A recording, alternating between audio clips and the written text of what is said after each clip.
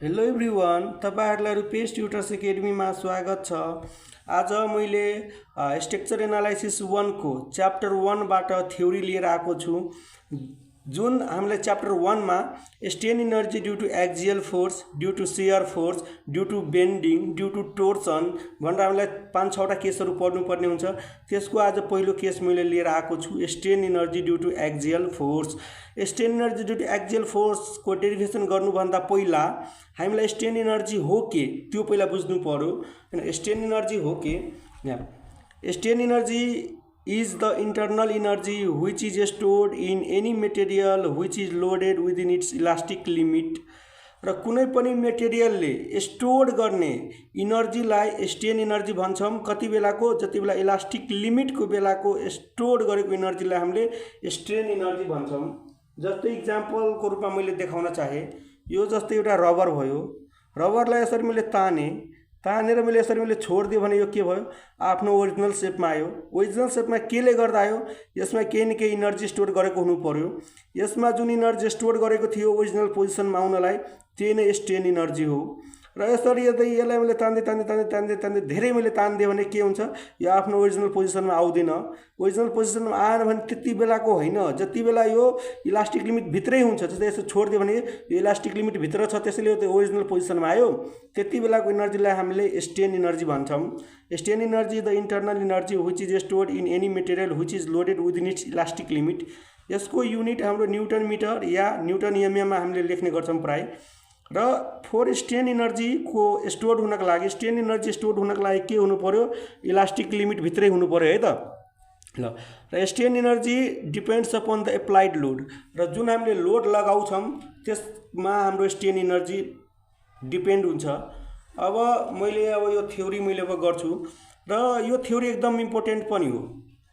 Strain energy due to axial force, due to shear force, due to bending र due to torsion भनेर छ हैन।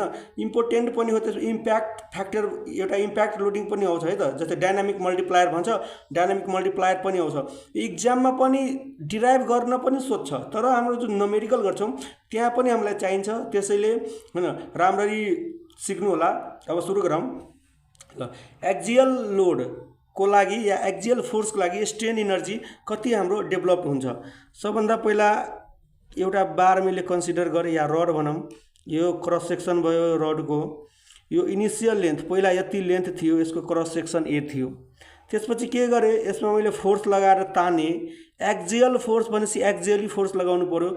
Axial force भनेको के हो, कसरी फोर्स लगाउने। एक्सियल फोर्स भनेपछि त्यसको एक्सिसको डिरेक्सनमा, यो बारको एक्सिस यस्तो हो भनेपछि यसरी फोर्स लगाउनु पर्यो।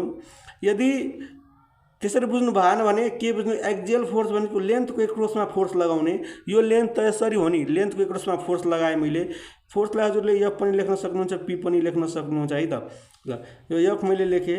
यदि यसलाई फोर्स लगाएर मैले ताने भने यो के हुन्छ, के यसमा इलङ्गेसन आउँछ। इलङ्गेसन जस्तै डेल्टा एल आयो, डेल्टा एल यसमा के हुन्छ, इलङ्गेसन डेल्टा एल चेन्ज आयो, लेन्थमा डेल्टा एल चेन्ज आयो। ल, त्यसरी नै यहाँ मैले फिगर मैले बनाएको छु, यो फिगर छ। अब लङ्गेज केही 2 लाइन लेखिदिउँ। कन्सिडर अ रेक्ट्याङ्गुलर बार। हैन, यो रेक्ट्याङ्गुलर बार मैले कन्सिडर गरेको छु है त, यो सर्कुलर नभएर यो बारले यो रेक्ट्याङ्गल छ। ल, consider a rectangular bar whose original length is L, यसको लेन्थ यल छ र क्रस सेक्सनल एरिया ए छ, and applied load F as shown in figure. ल, एफ लोड या एफ फोर्स भनौँ हामीले लगाएर तानेका छौँ। त्यसपछि अब हामीलाई थाहा छ स्ट्रेन एनर्जी इजकल के हुन्छ, strain energy is equal to half into stress into strain into volume हुन्छ। यो हामीले 11 क्लासमै पढेको फर्मुला हो। त्यसपछि हाफ इन्टु स्ट्रेस भनेको हाम्रो के हो, फोर्स बाई एरिया हो। स्ट्रेस भनेपछि फोर्स हाम्रो एफ लगाएर हामीले तानिरहेका छौँ। एरिया अफ क्रस सेक्सन हाम्रो ए हो भने फोर्स बाई एरिया भइहाल्यो, इन्टु स्ट्रेन। स्ट्रेन भनेको हाम्रो के हो, change in length by original length हो। स्ट्रेन भनेको change in length delta L, original length L, change in length by original length हो, इन्टु भोल्युम भनेको हाम्रो एरिया इन्टु लेन्थ हुन्छ। एरिया हाम्रो यसको ए छ, लेन्थ यल छ भनेपछि एरिया इन्टु लेन्थ भोल्युम आयो। यल यल क्यान्सिल, ए क्यान्सिल, यहाँबाट के आयो हाम्रो 1/2 इन्टु एफ इन्टु डेल्टा यल आयो। 1/2 इन्टु एफ डेल्टा यल, त्यही मैले यहाँ लेखेको छु। यसलाई इक्वेसन 1 मैले बनाएँ, 1/2 एफ इन्टु डेल्टा यल।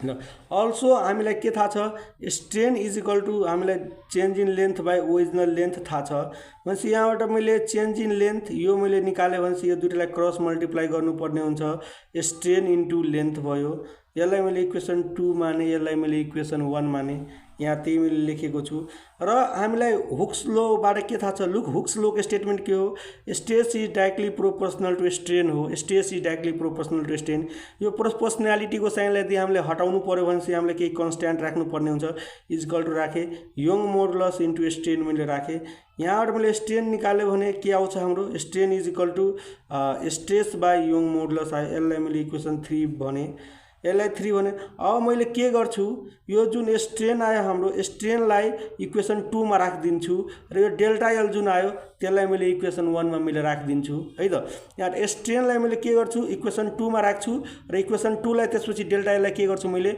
इक्वेसन 1 मा राखिदिन्छु डेल्टा एल को ठाउँमा भन्ने हाम्रो एक्सप्रेसन आउँछ ल यहाँसम्म त्यही छ यहाँ हेर्न सक्नुहुन्छ त्यसपछि मैले अब जे भने त्यही यहाँ मैले गर्छु अब यहाँ डेल्टा एल मैले के गरेँ अब putting the value of equation 3 into equation 2 putting the value of equation 3 into equation 2 मा मैले हालेँ भनेपछि हाम्रो delta L is equal to के आयो यहाँबाट स्ट्रेनको भ्यालु हाम्रो sigma stress by Young modulus plus into L भयो त्यसो भए हाम्रो के आयो सिग्मा एल बाई एई आयो है त नत्र म यहीमा के गर्छु भने यही मैले नत्र म इक्वेसन 3 मै मैले के गरेँ भने स्ट्रेस छ stress by Young modulus stress भनेको हाम्रो के हो फोर्स बाई एरिया हो यी हामीसँग पहिल्यै छ यङ मोडुलस पहिल्यै छ ल अब यसलाई मैले इक्वेसन 3 मान्दै भने यसलाई मैले के गर्छु इक्वेसन 2 मा मैले राख्छु इक्वेसन 2 मा मैले राखेँ भने delta L is equal to हाम्रो के भयो स्ट्रेन हाम्रो पहिल्यै छ स्ट्रेनको ठाउँमा हाम्रो के delta L is equal to strain into L छ भने स्ट्रेनको ठाउँमा हामीले कति राख्न पाउँछौँ F by AE into L यहाँबाट के आयो हाम्रो एफ एल बाई एई आयो र यो जुन हाम्रो डेल्टा एलको भ्यालु आयो यो डेल्टा एलको भ्यालु के गर्ने इक्वेसन 1 मा गरेर राखिदिने 1/2 एफ डेल्टा एलको ठाउँमा गरेर राखिदिने भनेपछि यहाँबाट हाम्रो के आयो strain energy is equal to 1/2 into F पहिल्यै थियो इन्टु यो डेल्टा एल जुन छ यो डेल्टा एलको ठाउँमा गएर यो राखिदिने एफ एल बाई एई यहाँबाट हाम्रो कति आयो 1/2 F into F F square L by A E यसलाई नै हामीले कति लेख्छौँ F square L by 2 A E लेख्छौँ र कति बुकमा के गरेको हुन्छ भने कति नोटमा होइन कति कति के गरेको हुन्छ भने एफलाई पी लेखेको हुन्छ के जस्तै जुन हामीले एफ फोर्सले तान्यौँ नि त उनीहरूले के जिम गरेको हुन्छ भनेपछि पी फोर्सले हामीले तान्यौँ पी फोर्सले तान्यौँ भनेपछि P square L by 2 AE हुन्छ यो हाम्रो strain energy due to axial loading भयो या एक्जियल फोर्सले गर्दा भयो एकपल्ट फेरि मैले देखाइदिन्छु यहाँ यसरी सम्झिने strain energy is equal to 1/2 F del आयो यसलाई इक्वेसन 1 त्यसपछि हामीलाई थाहा छ strain is equal to change in length original length यहाँबाट डेल एल निकाल्ने हुक्स लोबाट त्यसपछि हुक्स लोले के भन्छ stress is directly proportional to strain यहाँबाट यङ मोडुलस हामीलाई यहाँ स्ट्रेन निकाल्नु भने strain is equal to stress by Young modulus आयो स्ट्रेस इज इक्वल टु हामीले एफ बाई ए लेख्न पाउँछौँ फोर्स बाई एरिया यी जस्ताको त्यस्तै छँदैछ जुन यङ मोडुलस हो जस्ताको त्यस्तै छ के गर्ने यो इक्वेसन 3 लाई इक्वेसन 2 मा राखिदिने इक्वेसन 2 लाई के गर्ने इक्वेसन 1 मा गएर राखिदिने त्यही मैले गरेको छु त यहाँ त्यसपछि यहाँ putting the value of strain जुन छ in equation 2 we get delta एलको भ्यालु हामीले यति पायौँ त्यसपछि के गर्नु डेल्टा एलको भ्यालु गरेर इक्वेसन 1 मा राखिदिँदा हाम्रो यति आयो है त र कुनै कुनै बुकमा के गरेको हुन्छ भने पी स्क्वायर एल बाई 2 एई गरेको हुन्छ यो पी भनेको जुन फोर्स हामीले एफले तानेछौँ त्यो बुकमा हैन पी लगाएको हुन्छ अब strain energy due to bending अर्को भिडियोमा र हाम्रो strain energy due to shear पनि छ strain energy due to torsion पनि सोध्छ त्यसरी नै स्ट्रेन इनर्जी ड्यू टु हाम्रो शियर फोर्स शियर स्ट्रेस भन्ने शियर फोर्स पनि हाम्रो सोध्छ है त र त्यसैले यो भिडियो लामो हुन जान्छ यो भिडियो अब अरूमा यो टपिक हामीले कम्प्लिट गर्नेछौँ हस्त आजको